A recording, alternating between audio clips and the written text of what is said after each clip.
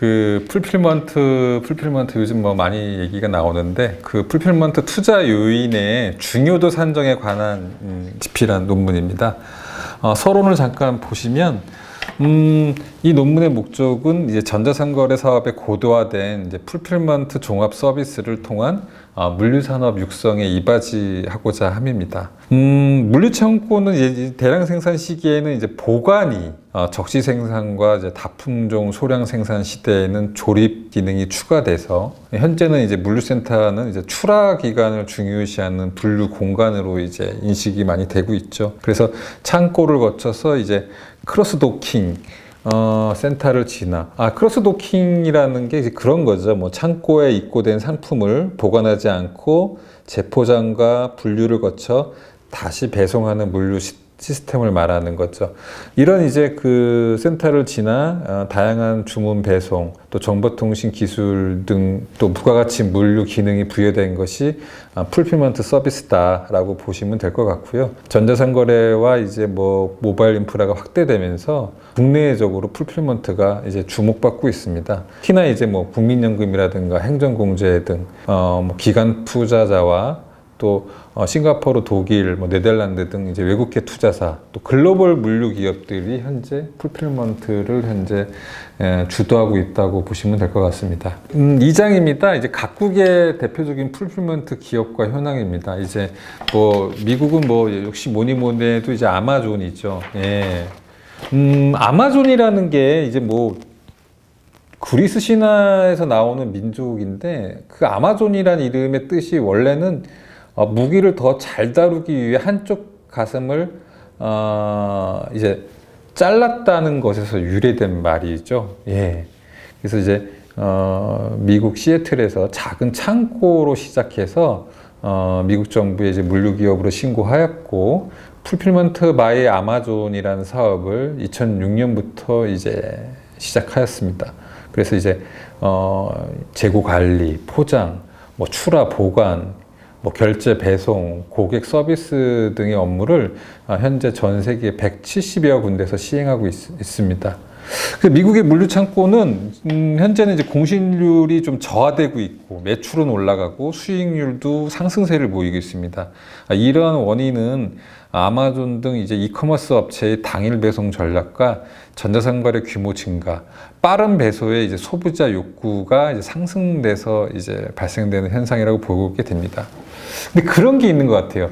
이 미국은 창고라는 개념을 스타트업 기업들의 배경지가 보면 창고가 많이 나옵니다. 예를 들어서 미국의 애플사도 창고에서 시작했고, 아마존도 이제 마찬가지로 이제 이제 조그맣게 이제 작은 창고에서 시작했고, 빌 게이츠도 창고에서 시작했거든요.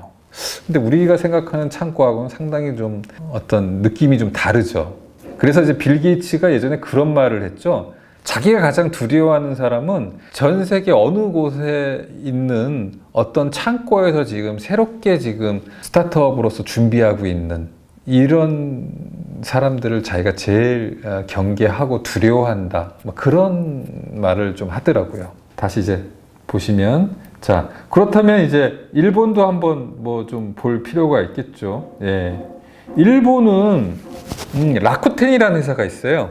일본 최대 이제 종합 인터넷 쇼핑몰 업체죠. 근데 여기는 이제 인터넷 공간을 빌려주고 수수료를 받아서 돈을 벌죠.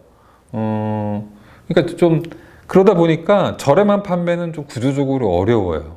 그러다 보니까 이 회사가 이제는 이래서는 안 되겠다. 그래서 물류 약점을 보완하기 위해서 이제 자체 배송을 확대하고 풀필먼트 서비스를 이제 시작해요. 그래서 그 온라인 업체들한테 제공하고 있죠. 결국은 이제 아마존은 직매입을 하지만 라쿠텐 같은 경우에는 이제 그렇지 않다는 거죠. 일본은 그러면 물류가 어떠냐? 일본은도 마찬가지로 물류 시장은 성장하고 있어요. 그러면서 이제 고령화와 노동력 부족으로 기술화와 자동화에 주력하고 있죠. 그러니까 물류창고를 생산, 보관, 유통에 이르는 공급망 관리 기능의 어떤 산업 인프라 관점에서 보는데 우리나라는 어떻게 보죠? 우리나라는 좀 평당 얼마라는 뭐 창고 보관료의 개념이 아직도 뭐 주를 이루고 있죠. 그러면서 이제 또 한국 뭐 대표적으로 이제 쿠팡을 한번 제가 분석을 한번 해봤습니다. 쿠팡 쿠팡이란 뜻이 그거죠. 쿠폰 팡팡. 예. 그래서 우리 뭐 대표적인 유니콘 기업이고 뭐 너무나 뭐 여러분도 잘 알고 계시죠. 사업 초기부터 유통과 물류를 이제 결합해가지고 3PL과 풀필먼트를 성장 동력으로 삼고 아주 적극적인 물류 인프라를 투자했어요. 그래서 뭐 누가 그러더라고요. 어떤 칼럼에서 봤는데 한국 온라인 쇼핑은 쿠팡 이전과 쿠팡 이후가 있다. 예, 뭐 그런 말도 이제 나오더라고요. 그래서 이제 쿠팡이 이 논문이 나온 게 이제 20년도 이제 6월 달인데 그때 제가 봤을 때는 과연 쿠팡이 어떻게 갈까? 기업 공개를 하거나 아니면 주주사인 소프트뱅크가 계속 적자가 남에도 불구하고 계속적인 투자를 하겠다. 아니면 국내 어떤 유통기업과 인수합병을 할 것인가. 요 세 가지 길이 있지 않을까 싶었는데 결국은 이제 기업 공개로 갔죠. 그러니까 쿠팡은 이제 물류를 어떤 비용으로 그러니까 쿠팡이 이제 그동안 어떤 유통업체들이 이제 물류를 비용으로 인식했었는데 쿠팡의 그 매출 확대에 많이 자극을 받았어요. 그러다 보니까 롯데, 신세계 뭐 이런 기존의 어떤 유통 기업들이 이제 풀필먼트 투자를 확대한 계기점이 쿠팡이 아니었나 그렇게 이제 생각이 들어서 쿠팡을 이제 뽑아봤습니다. 그림 2를 보시면 한국의 물류산업 연도부 현황이 쭉 나오는데 기본적으로 뭐 물류산업 자체가 쭉 그래프를 보시다시피 이제 성장하고 있죠. 그래서 이제 그 맨 2018년도를 보시면 창고 운송 관련 서비스업이 우리나라 이제 어떤 규모가 매출액이 28조 2천억에 육박하는 거죠. 그래서 그렇게 이제 좀 나타나고 있습니다. 결국은 이제 한국의 물류 창고는 이제 보관이 주요한 기능을 합니다. 그렇죠? 그리고 비용에 대해서는 이제 뭐 평당 임대료 개념으로 이렇게 접근하고 있죠. 현업에선. 근데 이제 풀필먼트는 분류와 출고가 주요 기능을 해요. 또 비용 산정도 출고 건당 얼마 이런 식으로 이제 좀 인식을 하는 거죠. 그리고 팔리지 않는 거는 이제 악성 재고가 되기 때문에 예를 들어서 이제 대표적으로 뭐 쿠팡도 그렇지만 아마존도 그렇지만 이제 직매입을 하기 때문에 대부분 그런 어떤 특성이 있다고 보시면 될 것 같습니다. 네 번째 이제 중국의 이제 징동닷컴. 네, 징동닷컴이라는 회사는 이제 알리바바 다음으로 중국 2위의 전자상거래 업체입니다. 근데 이제 이 업체를 이제 왜 분석을 했냐면 알리바바는 너무나 이제 뭐 대중적이고 뭐 저 말고도 많은 분들이 이제 알리바바에 대해서 연구를 많이 했는데 세계 최초로 전과적 무인화된 풀필먼트를 운영하고 있어요. 그래서 이게 중국의 이제 북경이나 상하이, 이제 1선, 2선 이런 도시들은 알리바바가 이제 어떤 우위를 보고 있으나 예를 들어서 중국의 이제 3, 4위 선 도시들 이런 데서는 우리로 치면 이제 중소도시 이런 데서는 이제 징동닷컴이 점유율을 이제 확대하고 있거든요. 중국의 물류시장 규모는 13조 3천억 위안입니다. 18년도 기준으로. 근데 중국도 생산 물류에서 판매 물류로 전환되고 있어요. 근데 그런 그 전환되는 주요 배경은 이 전자상거래 업체들이 이제 중심으로 해서 선도하고 있습니다. 조금 더 보시면 유럽 같은 경우는 이제 액티브 엔츠라는 회사인데 뭐 이 회사는 뭐 많이 대중적이지는 않은데 이 회사를 사례 분석으로 이제 연구했던 이유는 세계 최고 수준의 로봇 기술에 대한 전자 주문 처리를 해요. 그래서 또 물류 피킹이 아주 빠르죠. 그래서 유럽 지역을 당일 배송하고 있는 신흥 강자입니다. 유럽 물류가 특징이 뭐냐면 운송비가 많이 비싸요. 그래서 가격 경쟁력이 많이 떨어지는데 그 대신 통관과 신속성 또 인프라와 어떤 추적 시스템은 세계적인 수준입니다. 그래서 이제 유럽의 대표적인 회사들이 보면은 3PL을 기반으로 해서 DHL, DHL이 이제 그 독일계입니다. 맨 처음은 이제 미국에서 시작했지만 여튼 그런 부분에 대해서 세계 물류 경쟁력 지수에서 상위권에 포진하고 있죠. 그 다음 이제, 마지막으로 뽑은 회사가 이제 동남아시아, 뭐, 미국과 뭐, 다른 나라 다 이제 한 번씩 접해보다가 동남아시아는 뭐가 있을까 하고 한번 알아봤습니다. 동남아시아의 아마존이라는 라자다라는 그 회사가 있습니다. 이 회사는 그러니까 라이브업 서비스를 해요. 그래서 이 회사의 특징이 이제 또 COD, 그래서 현금으로 해서 어떤 나름 이제 통합 물류 시스템을 구축하고 있습니다. 그리고 이 회사도 쿠팡처럼 자사 물류를 직접 처리해요. 하지만 이제 방식은 허브 앤 스포크 방식을 이제 하고 있죠. 근데 동남아는 이제 특징이 뭐 인구도 많고 종교도 다르고 또 뭐 국가도 많고 하다 보니까 통관 규정 이런 것들이 통일이 안 되다 보니까 전반적으로 인프라가 열악해요.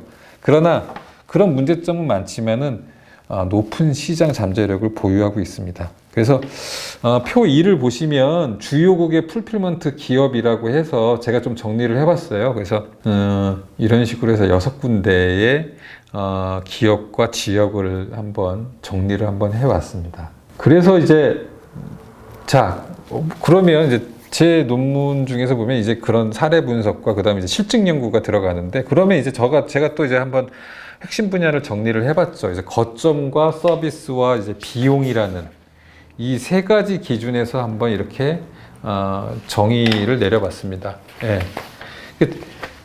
정의를 내려보고 이런 식으로 이제 정의를 내린 다음에 또 마찬가지로 세부 평가별 요인을 거점은 4군데, 입지 선정, 교통, 토지, 인프라, 서비스는 물동량, 고객, 파트너와 운영, 비용은 자금 조달, 경제성, 사업 방향, 이런 부분에 대해서 제 스스로 내린 그 정의는 아니고요. 문헌 연구와 이거 관련된 실무자들과 전문가들의 어떤 협의를 통해서 한번 정의를 내린 겁니다. 그래서 이거를 통해서 이제 설문조사를 했습니다. 했더니 가장 이제 1위를 차지한 부분이 이제 경제성입니다. 경제성. 경제성이 이제 1위를 했습니다. 그럼 이 경제성이 1위한 거에 대한 이 실증 문서의 어떤 결과의 시사점은 뭐냐? 이런 거죠. 중요하게 생각하는 거는 요인별은 거점, 비용, 서비스지만 세부 평가에서는 경제성이 제일 중요하다. 그 다음 입지 선정. 그러니까 경제성이 차지할 1위를 했던 이유는 뭐냐? 그러니까 풀필먼트 건설은 구조상 초기에는 집중적으로 뭐 비용이 발생될 수밖에 없죠. 근데 이익은 준공 후 장기간에 걸쳐 생성되는 거죠. 결국은 이 목돈이 들어가는 거예요, 처음엔. 근데 돈은 어떤 렌탈 회사처럼 리스 회사처럼 이제 달달이 이제 차근차근 받다 보니까 그런 부분에 대해서 경제성 분석이 되게 특히나 중요하다는 거죠. 두 번째로 중요했던 입지 선정은 왜냐? 풀필먼트의 입지가 어디에 있느냐는 상당히 경제성과 버금갈 만큼 중요하다는 거죠. 비용을 줄일 수 있고 운영 효율성을 증대시킬 수 있죠. 그러니까 예를 들어서 뭐 고속도로 등 도로 상황이 뭐 좋거나 인력 확보가 쉬운 곳일수록 전체적인 운영 비용이 낮아지겠죠. 예. 그래서 이 결과의 시사점에서는 이런 부분을 좀 나타내고 있습니다. 그럼 전체적으로 이 논문이 전하고자 하는 결론은 이런 겁니다.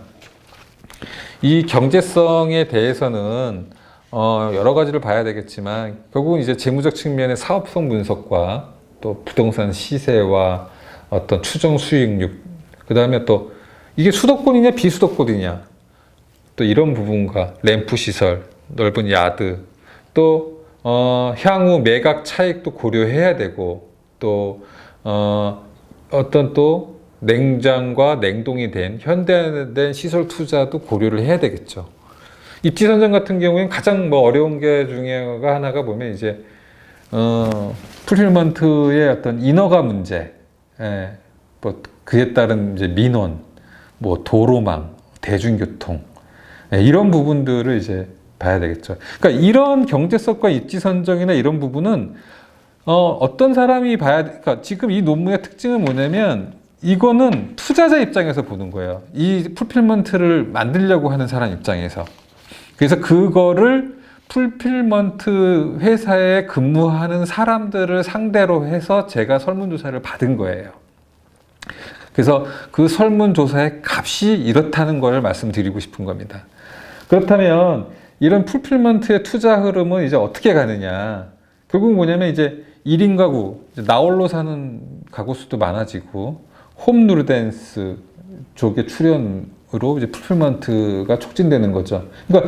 그러니까 집에서 놀기 좋아하는 사람들이 이제 등장한다는 거예요. 예. 그렇죠. 그 다음에 코로나 바이러스, 그 다음에 이제 뭐 고령화로 인해서 어떤 시니어 소비자들도 쇼핑 편의성을 중시하고 있죠. 그러니까 쉽게 얘기해서 이제 나이 드신 분들도 핸드폰으로 해서 쇼핑을 선호하는 이런 부분들이 늘어나고 있는 거죠. 그래서 근데 이전 풀필먼트는 이제 하나의 중요한 어떤 인프라 시설과 대국민 서비스로도 인식이 되고 있다. 네.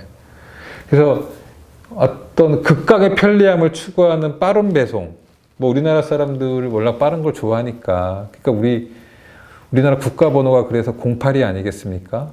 네. 빨리빨리. 네. 그래서 뭐 그런 뭐 배송이 확산되고 있고 MZ세대의 온라인과 접목이 되고 있죠. 그러니까 M이라는 거가 이제 밀레니엄 세대죠. 밀레니엄 세대가 이제 1980년도서부터 2000년까지의 세대라고 보면 Z세대라는 거는 이제 1995년서부터 2004년까지를 보니까 이런 세대 자체들이 이제 온라인은 뭐 시대를 거스를 수 없는 대세라는 거죠. 그래서 이런 풀필먼트 투자는 이제는 이제 많은 업체들의 당면 과제고 외면할 수 없는 이제 그 중요한 경쟁력으로 대두되고 있다라는 게 마지막으로 말씀드리고 싶은 이 논문의 메시지입니다. 네, 시청해 주셔서 감사합니다. 고맙습니다.